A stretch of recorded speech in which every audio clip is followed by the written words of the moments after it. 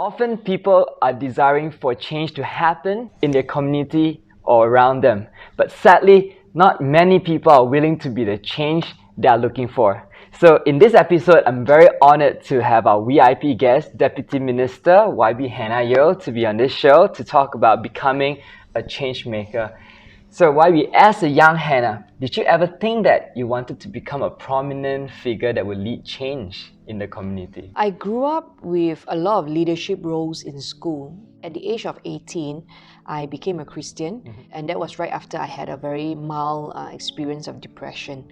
And ever since that experience, it changed my perspective and mindset about what I want to do with my life.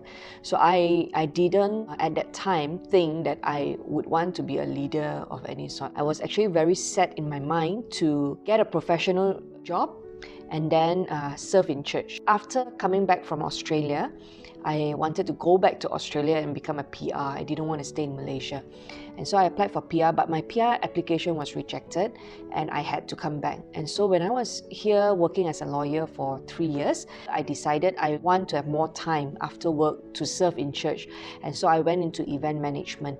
2 years in event management, and then I was offered the seat of my hometown, Subang Jaya, to contest. And in 2008, that was not like today. Politically, it was very difficult.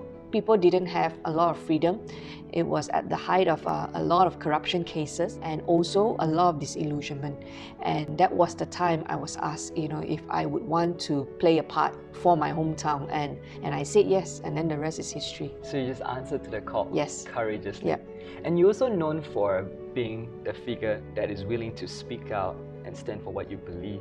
And how do you get that courage to speak out? I think it's very important for any young person to first establish conviction. And establishing conviction must not be another person's conviction. It must really be something that you wholeheartedly believe in. And so when I joined politics, I decided I must know my convictions as to why I joined and what I want to achieve. And so I only established two, that in my time in politics, I want to fight corruption. I want to fight race-based politics. That means I actually detest racism. Because of these two convictions that I have established very early on, it is easy to dissect any issues that I face today based on just these two convictions. And so anything that doesn't line up in accordance to this conviction, it is not difficult to speak up. It's only difficult to speak up when you are unclear about your conviction. It's all muddy, it's all grey area. That will cause a lot of confusion in your own mind first, and then when it's all not clear, you don't really care whether whatever you do is in line with your conviction or not, then you will not find the courage to speak up. And it's interesting because you speak a lot about conviction, right? And I noticed that a lot of young people now, they are having opinions, negative opinions about the country. Yes. I mean, one of them would be my beloved girlfriend that's behind the camera right now. I mean, they say things like, the country is at a very shitty state right now, it's so bad, it's so, and blip, blip, blip, But what do you have to say to people like that? Because those are real sentiments towards the country. Yeah. In Malaysian context, the Malaysian news, many news do not last more than 3 days. After the third day, people forget about it, and their anger is then directed to another new news that will come and trigger another opinion. And that's why I say establishing conviction is very important, because conviction will not change according to season, and it's something that you wholeheartedly must feel. If it's not conviction, if it's just a matter of opinion, your opinion will change depending on who says what, who decided on what. So if it's somebody who is saying something that even though you don't agree, but it's a person you like, then you are more than likely to find excuses or reasons to say it's acceptable. Let's just give you an example. If my conviction is not to fight corruption, for every other corrupt cases that come up, it will largely depend on who is saying it, who is involved in the case. That's why I say young people must find and establish convictions. And conviction must be based on a set of truth. So for me, my conviction is established based on my faith, my spiritual belief, that God hates bribery, God detests corruption, and also racism. God made everybody, and everybody is loved, and we all have the same color of blood flowing inside us. So based on that, I am able to reconcile whatever issues that come up, because my conviction is based on a set of truth and not based on my party manifesto or my coalition manifesto. Right. And I do realize that a lot of people are now, especially young people, they get increasingly woke and well informed about everything that's happening around them through social media. Yeah. So you mentioned earlier on, they have no stand because there's no conviction. And sometimes people just feel it is cool to just get offended for the sake of getting offended, and they get so fired up about fighting for some causes. Yeah. What do you think about that? How do you think that they can actually make an active change rather than just getting all fired up on social media? Yeah. In my line of work today, I work with a lot of activists, and I have to fight a lot of causes. Some are for child protection, some are for persons with disabilities, some are for environment, some are for all kinds of causes that I've come in contact with in the last 10 years. Being passionate about something is always a good thing. But if that passion is not based on a solid truth, it can be redirected based on anger. And activism, for me, even for young people, you must not base it on a victim experience. Okay? So let's say if I'm a victim of sexual harassment, that I will fight sexual harassment at all costs now, right? And anyone who comes in the way, I can take a very offensive stand. You don't understand. You were never a victim, you don't know what we went through. And so if you have that kind of passion that doesn't build others up, the passion must be to allow other people to see what it's about, and at the same time inspire and drive other people to go on the same path to pursue the same cause. But if your passion and activism is mainly based on a victim experience, victim mindset, because it's trendy now, then it's not going to last, and you will also not be able to inspire others along the way, because that mindset or that passion will be about you don't know what I went through, and because of that, I deserve to speak. I have the right to speak. You don't know anything, so you don't speak. So that kind of oppressive to other people, you lose the right to give your opinion or speak because you were never a victim.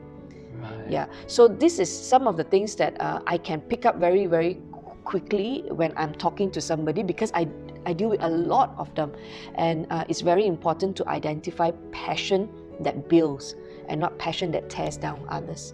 Yeah. That is so good, because so many people are just fighting for some causes because it is trendy, it is the cool Correct. thing to do. Yes. Mental health, sexual harassment, Yeah. and just hangat-hangat tai ayam, It's very hard to sustain the same level of passion and perseverance in fighting for something, Especially, before we got to Putrajaya, you have redelineation exercises, you have a lot of things move against your system and against you. And before you even take on a battle that you're likely to lose, right? But you still have to fight it because, like I say, God loves everybody, and there are many other Malaysians who are dependent on us to fight for them. Have you ever doubted, why me? If maybe there could be someone better than me out there who would fight this battle better than me? From day one, when I stood for election for Subang Jaya, I knew very well that I'm not the smartest person in Subang. I'm not the most eligible person to run for election. But I knew that at that time, I was available to be used as a vessel to bring about change. Because at that time, there was no Pakatan Harapan, Pakatan Rakyat. You stand for opposition, you will have a lot to lose. And I was only 29 years old. I didn't know the extent of the sacrifice that I had to pay going into politics back then.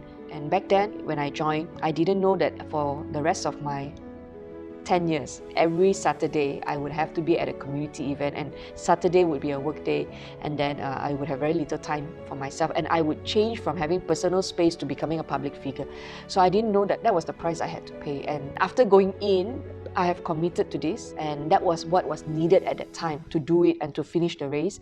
And so we paid the price and we did it. And because this is such a giving ministry, Yeah. It's all about servicing the people, giving and giving and giving. Have you ever thought hey, what about me? Who's gonna give it to me? There are bad days. There are moments that I have gone, because I'm a Christian, so I take a lot of my burdens and my unhappiness back to God. And so in my quiet moment with God, there are many times that I actually say, I really don't know that if I want to do this for as long as I want. Do you have any other people to maybe push them out? But it was one experience that I had that changed all my tantrum moments. I just stopped throwing tantrums. I just got to work. It was in my first term when I constantly was working out a timeline for God. After this term, I don't want to do it anymore. I want to resign, or I don't want to run anymore. You get another person. I want to do something else with my life. But then I realized that was not about submission. I it's still a lot of my dream, my plans, my time talking. And so I was rebuked in a conversation with another pastor. And after that conversation, when he challenged my timeline, my conviction, my cause. And after that, I felt, okay, I need to be consistent. And so ever since after the experience, I stopped throwing my tantrum. If I have disappointment with self now, or I should be able to carry more or do more, but why am I not able to move on this issue or move on that issue, especially now related to child abuse? It's something that I feel very personal and emotionally attached to that work, simply because I'm a mother of young children, right? And there are many times that I feel when I go before God now, if I really cannot, God, maybe just use another person who can do a better job, because I really don't want to stand in the way of a change because of my weaknesses or my limitation, or because of limitation that we currently have. Yeah. So that kind of turmoil within me still happens, but I don't throw tantrum. I don't want to go to work. I want to resign. You can't, because you have committed to it. But there are many of those conversations at home. People see us launching events, people see us doing nice interviews, but people don't see on a day-to-day basis the struggle of looking after 2 young children and then going home very late at night, and then you go up the next day. I actually don't have time to process on a daily basis what I want to do tomorrow, because my calendar is fixed for me for weeks ahead. And then you have me writing in, YB, can you do this video? Yeah. So how do you have your own me time? Like, what do you do to recharge yourself? Oh, you don't even have time for that. It's for your kids, We have for the movies. nation. My husband and I, we try to watch movie together to unwind at night, but many times before asleep, before the movie ends. My me time, I like to walk around in shopping malls to de-stress. I like seeing things. I don't have to buy them, but I just like, even if you give me 30 minutes, walking in a shopping mall, I feel very empowered, because I feel like if I want to buy it, I can buy it, but I don't have to buy it. So I feel very, very powerful with my own time. That 30 minutes I have with myself, I can go to any shop I want. Nobody can tell me that you have to spend your time in this shop. I hope my girlfriend can just go to a mall for 30 minutes and feel empowered and not buy anything. And for me, that's my me time and to de-stress. So I like that I have control over my time. Yeah, even if it's 30 minutes. I think for young people wanting to make a difference, you just need to know that you were made for a purpose, and it is your responsibility to discover what the purpose is, because you are responsible for your own life. No other person is. And most often, your purpose will align very much with your passion. The work may change, but the passion can